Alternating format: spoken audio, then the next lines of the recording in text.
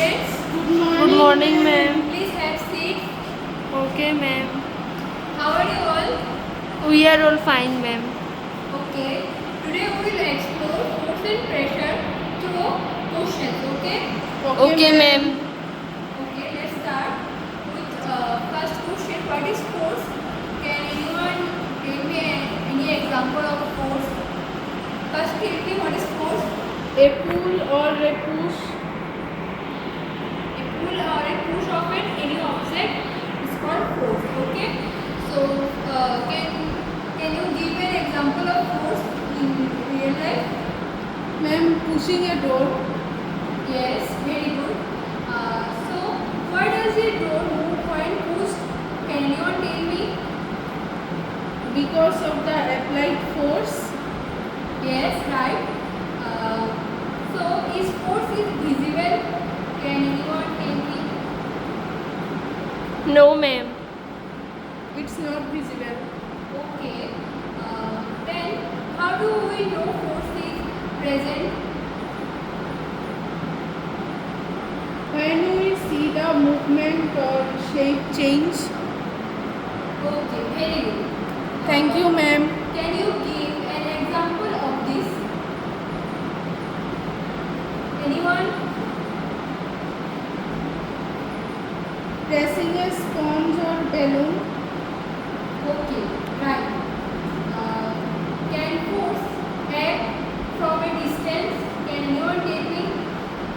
What, ma'am? Can force act from a distance? We don't know, ma'am. Okay, let me clear this. Force will act from a distance, like magnetic force or gravitational force can work from a distance. Okay, students? Ma'am, can you please repeat again? Force act from a distance.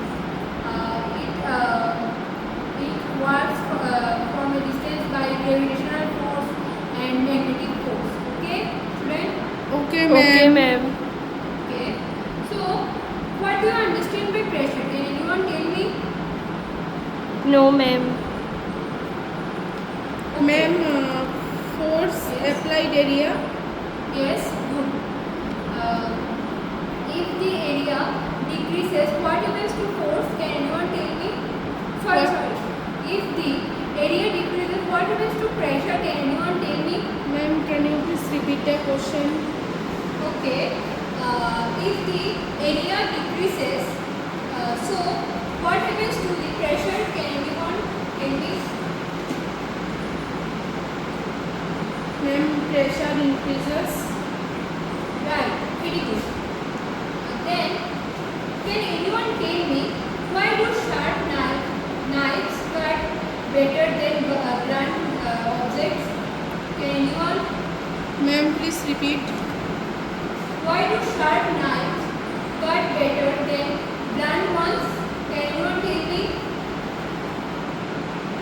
No, ma'am. Okay, because sharp edge applies more pressure. That's why sharp knives cut better than blunt ones. Okay, students? Okay, ma'am. Okay, ma'am. Alright, students. So up to this, everyone understand? Yes, ma'am. Okay, then tell me, can liquid and gases exert pressure?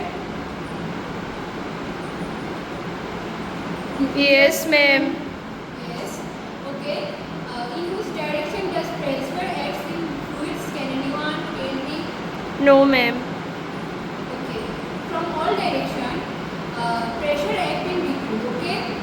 Okay, ma'am. Okay, ma'am. What happens to pressure in liquid as depth increases? Can anyone tell me? It increases. Okay. So how do you know it increases? Because we feel more pressure deeper in underwater. Alright, very good. Thank you, ma'am. Can you give a daily life example of pressure? Inflated tires. Right. Excellent. So why are tires made strong? Can anyone tell me? To handle high air pressure.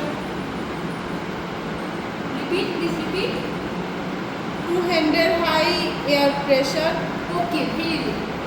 Yes, to handle high air pressure, tires made strong. Okay. So, why do camels have broad feet? Can anyone tell me? To reduce pressure on sand. Yes, to reduce pressure on sled, camels had broad feet. Okay. What Yes, will ma'am. happen if they had narrow legs? If camel had narrow legs, what will happen then? They will shrink into the sand. Okay, very good. Okay, do you have any doubts from today's class, or you want to ask anything? No, ma'am. No, ma'am. Okay, let's end it for today. Thank you, students. Thank you, ma'am. Thank you, ma'am.